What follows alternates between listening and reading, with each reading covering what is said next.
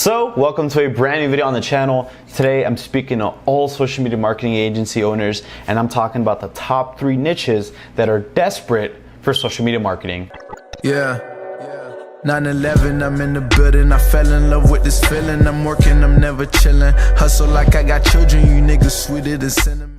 Like I said, welcome to a brand new video. Now, as you guys can tell, I've been very consistent with my YouTube channel, and I've actually been putting a lot of effort into it, as opposed to before I would focus a lot on the quality and stuff like that. Don't get me wrong, I have quality in my videos. I would overthink a lot of stuff, and at the end it would turn into analysis paralysis. Today's video is going to be a little bit shorter, and I'm going to hop on the computer here, show you guys a couple slides, the top 3 niches that I think every social media marketing agency owner should be going after. This is also great for beginner entrepreneurs looking to get into social media marketing. I know it can be very intimidating having to meet with business owners and approaching businesses, so I hope to make that a lot easier and make you a little bit more confident in approaching some of these niches. So the top 3 niches for social media marketing, here, I don't know why it says 5. I don't know if that's a typo on my end, but yeah, so the top 3 niches for social media marketing. Let's go ahead and hop right in it, right? So why I chose these 3 niches, right? So guys, I need you to really understand something. When it comes to this, like social media, there are dozens of businesses, and I put here niches as well, that need or could use some form of social media marketing, right? So that isn't necessarily a good thing. That can also be a bad thing. And that you guys realize that there are tons of businesses that need social media marketing. That doesn't always mean that every business is good to work with, right? We want ideal clients, because like I said here, weeding out the bad clients is just as important as finding good clients. There's nothing worse than dealing with a bad client, someone who's impatient, expects too much, or too needy. So like I said, finding clients that aren't good is just as good as finding clients who are good. So it's very important that just because there are dozens of niches out there, that doesn't mean that you have to go into all of these. A lot of big agency owners would actually advise that you only go for 1 to 2 niches, just so you can specialize in that. You have a lot of case studies in that particular area field. So yeah, like I said, there's dozens of businesses and niches that could use social media, but that doesn't mean that you need to take all those on, if that makes any sense, right? So, boom. These 3 niches are ideal because it's easier to bring them an ROI, and an ROI means a return on investment, and this can either mean highly qualified leads or just very cheap leads, right? So these agencies that are able to provide the best ROI are going to get paid the most, you're going to keep the most clients, and you're going to be the one who can be able to help the client the most, right? And that's your job as an agency owner, is to aid to help the client, to help their business, right? So I chose these because they provide the best ROI in terms of either bringing cheap leads or highly qualified leads, right? So one thing I want to point, right, a lot of these clients, or actually all the clients that I aim for and that you really should kind of target, they're called only solution clients, right? So what does that kind of mean, you're probably asking? So only solution clients, and I'll kind of explain what it is here. They're the only solution to a specific problem. So right, let me show you here, right? So for example, do you need a haircut? What's the solution? Boom, a barber, a hair salon, a stylist, etc., right? So, you know, do you have teeth pain, or do you want to get a tooth removed? What's the solution? Boom, a dentist, right? And the third one, do you need a wedding ring? Do you need a wedding band or whatever? What's the solution? Boom, a jeweler, right? So these are kind of what I mean by only solution clients. These are clients that I want to aim for because they're the only solution to a particular problem. If you're hungry, where do you go? A restaurant. If you want a beer, where do you go? A bar. For the most part, they're the only solution. Yes, there are a few exceptions, but for the most part, these are clients that are only solution clients to a particular problem. And these are clients that I really want to aim for, because when you provide the only solution, there's no need of convincing people to come in. It's just convincing people to come to your particular barber, to your particular dentist, to your particular whatever it is, jeweler, right? So you don't have to convince people that they need to come to a jewelry because if they need a wedding band. No, you just need to convince them to come to our jeweler, or to our dentist, or to our gym, whatever your client is. So I always aim for only solution clients. Like I said, just focus on that. When a client prospect, if you're prospecting a client, focus on this question. Ask yourself, is this an only solution, right? Boom, number 1 is gyms, right? So why do I choose gyms? So gyms are, one, they have a high LTV, so it's a lifetime value, right? And I think it's very good to be able to obtain things that kind of have a reoccurring sort of billing or income and stuff like that. So gyms, subscription-based things like that.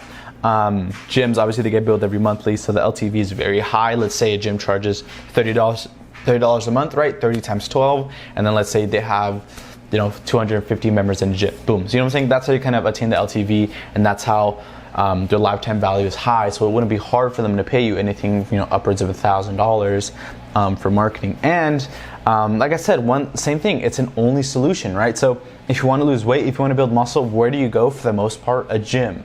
Right? So a gym is so easy, and I really a lot of gyms just really aren't that good with their marketing. I promise you, if you look for a local private gym that does pretty well, they really aren't going to do that well with social media. And just in general, it's really easy to get leads for gyms. You can easily provide, so a bait or something that would kind of bring in people to the door can be, let's say you can do a free week, a free month. You can do call now and get a one-on-one session with our personal trainer. Maybe you have a tanning inside of the gym, or you have some sort of massage person inside of the gym. You can kind of use that to leverage an offer. So come in and you can get a free consultation with our physical, stuff like that. So it's very easy to kind of leverage and value stack offers when you're kind of offering a gym. Like I said, either offering a free week or getting a free body analyzer. You can get a free nutrition plan, or you can get a free massage, or whatever it is. It's very easy to value stack and get a lot of traffic into the door for very, very cheap,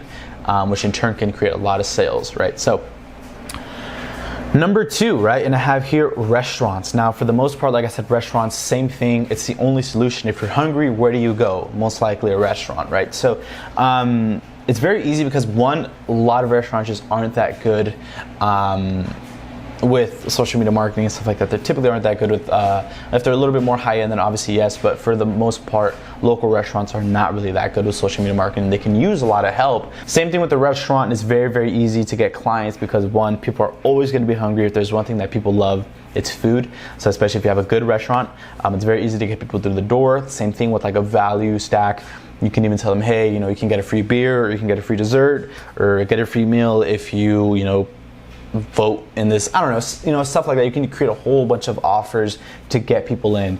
And one of my favorite is obviously a buy one, get one, or you can send us a message, because you can do a Facebook ad on sending a message. Send us a message of your favorite alcoholic beverage, and you can come in and get it, get it for free, right? So someone, they opt in or whatever, and they say they like Bacardi or whatever, then they can come in and get a free drink, right? So it's very, very easy to value stack. You have a wide range of things. You can get, like I said, free appetizers, whatever it is. It's easy to create a bait to get a lot of people in, and you see free food, who doesn't like free food, right? So it's very, very easy to get people in through the door. Same thing with the restaurants and gyms. It's a lot of people come in, and like I said, people are always going to be hungry, so it's not that hard to keep a customer.